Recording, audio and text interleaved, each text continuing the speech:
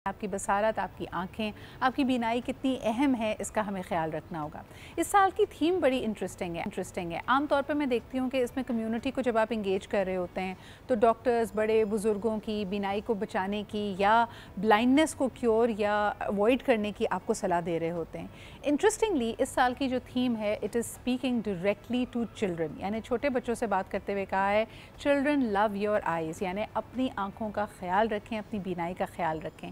इसको एम्फसाइज़ करना क्यों ज़रूरी है? क्या वाकई छोटी उम्र में बच्चे आजकल जिस तरह अपनी ग़िज़ाइयत का उनका ख्याल नहीं रखा जाता, मैल नरिश्ड होते हैं, और फिर ये बढ़ कर के आप जिस तरह डिवाइस का इस्तेमाल कर रहे हैं, अपनी आँखों का ख्याल नहीं कर रहे हैं, क्या ये आपके लिए आने वाले दिनों में या तो आपकी बीनाई को कमज़ोर कर सकता है या खुदा न खासा आपकी बसारत से आपको महरूम कर सकता है? तो आइए ज़रा इस पर बात करते हैं। हमारे साथ मौजूद हैं डॉक्टर हनीफ गोडल, आप ऑप्थोमोलॉजिस्ट हैं मानीज़ हॉस्पिटल। अस्सलाम वालेकुम सर। वालेकुम सलाम। कैसे हैं आप? अल्हम्दुलिल्लाह। बिलखुसूस जो फोकस है वो बच्चों की बसारत के ऊपर है, क्या कहेंगे इसके ऊपर आप? देखिए, पहले तो आपको ये मालूम होना चाहिए कि वर्ल्ड साइट डे कैसे स्टार्ट हुआ और इसको कैसे सेलिब्रेट और कैसे मनाया जाता है। तो ये 2000 में हमारे पास लायंस क्लब इंटरनेशनल फाउंडेशन ने ये एक स्लोगन चलाया कि हम अपनी विज़न को कैसे सेव करें, और उस दिन के बाद ये वर्ल्ड साइट डे शुरू हो गया। और इस वर्ल्ड साइट डे का एक स्लोगन होता है, जैसे 2023 में स्लोगन था love your eyes when you are working.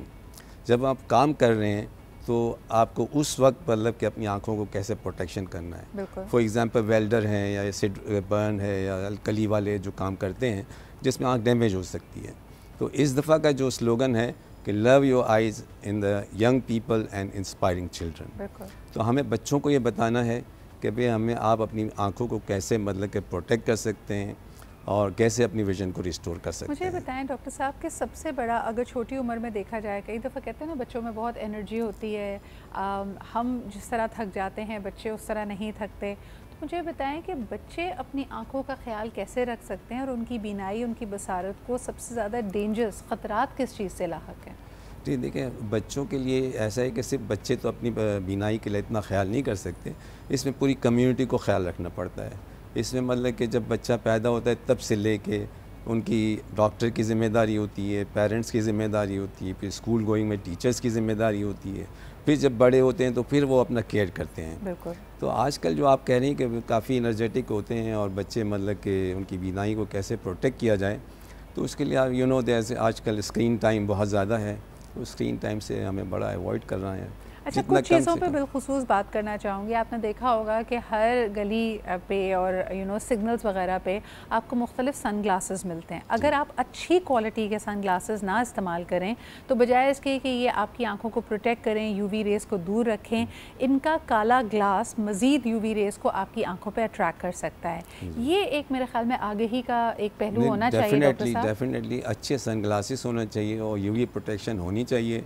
उसकी वजह यह है कि यूवी प्रोटेक्शन हमारा जो आँख के अंदर जो लेंस होता है उसको काफ़ी डैमेज करता है और उसमें काफ़ी प्रॉब्लम हो जाते हैं। और छोटे बच्चे जो ज़िद करते हैं, और आप अक्सर उनको देखें कि अगर किसी बच्चे को सनग्लासेस पसंद आ जाएं, अमूमन जो 10 साल से कम उम्र बच्चे होते हैं वो उतारने पे आमादा नहीं होते क्योंकि उनको हर वक्त पहन के रखना है उसको। नहीं, वो तो सन ग्लासेस के लिए भी इंटरेस्टेड होते हैं और वैसे भी ग्लासेस के लिए इंटरेस्टेड होते हैं, लगा लेते हैं बड़ों की। तो वो जब देखते हैं कि भाई हमारा जो कोई दोस्त है या कोई हमारा कोई फ्रेंड है वो ये पहन रहा है, तो वो अननेसेसरी अम्मी को कहते हैं कि मुझे नज़र नहीं आ रहा, डॉक्टर के पास ले जाएं। फिर वो हमारे पास आते हैं और वो पढ़ते भी नहीं है, हम जब चार्ट पढ़ाते हैं तो वो ये कहते हैं कि नहीं हमें नज़र ही नहीं आ रहा, तो फिर हमें दूसरे मीन्स यूज़ करने पड़ते हैं। वेरी इंटरेस्टिंग, क्योंकि मैं ये जानना चाहूँगी, I got glasses when I was in school, और यकीनन जो पहले गलती होना शुरू हुई थी कि आप अपने वाइट बोर्ड से कुछ लिख के अगर पढ़ रहे होते थे तो उसमें स्पेलिंग मिस्टेक हो जाती थी, ए आपको इतना क्लैरिटी से नज़र नहीं आ रहा होता था।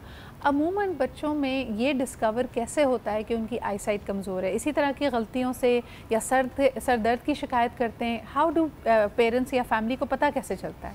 देखिए, मोस्टली अगर बच्चा जब छोटा है और वो पढ़ नहीं सकता है तो वो देखते हैं कि भाई कोई चीज़ है, खिलौना आप उसको दें तो वो उसकी अटेंशन नहीं देता, उसको उठाता नहीं है, कोई कॉइन गिर जाए तो उसको नहीं उठाता, तो हमें लगता है कि कोई देयर समथिंग, तो उसको प्रॉब्लम है, तो पेरेंट्स को अलर्ट हो जाना चाहिए जी।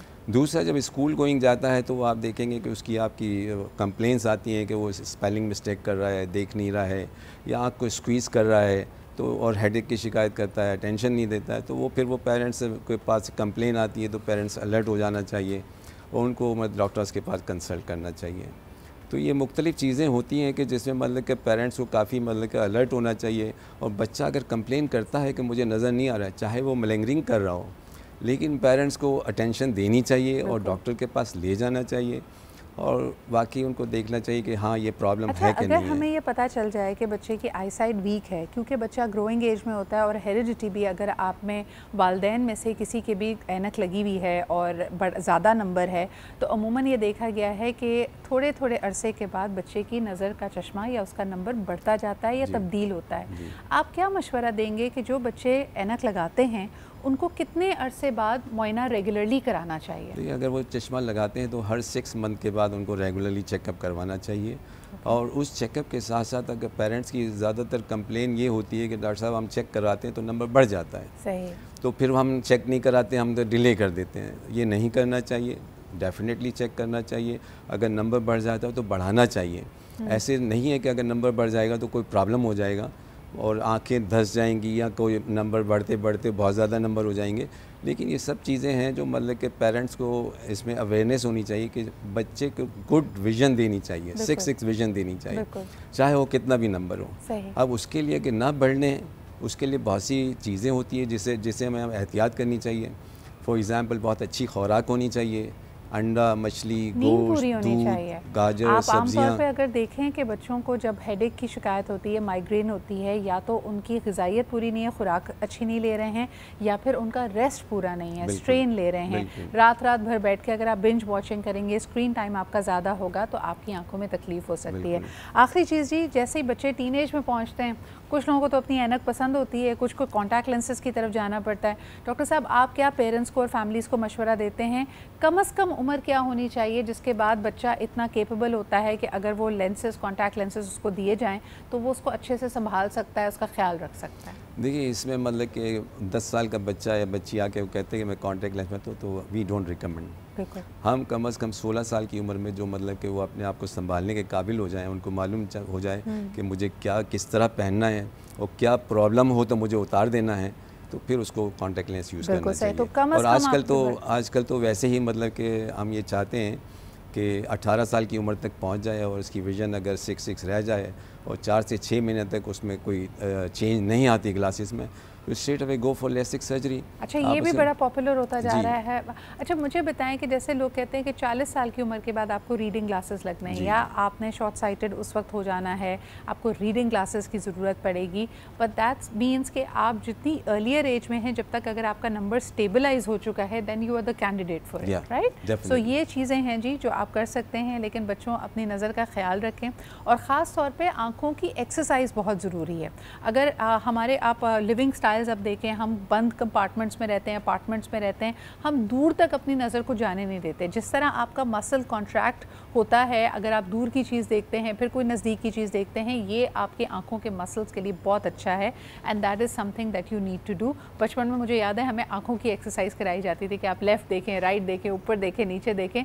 सो these things are really going to help you out. और दूसरा ये कि आपकी वेगस नर्व को काम डाउन करने का कोई और तरीका नहीं है सिवाय इसके कि पिच डार्कनेस हो, तो रात की नींद और एक वार्म एंड अच्छे एनवायरनमेंट में सोना बहुत अहम होता है। और आपने जो बताया उसके साथ साथ ये है कि आपकी खुराक अच्छी होनी चाहिए, जैसे आपने कहा नींद अच्छी होनी चाहिए।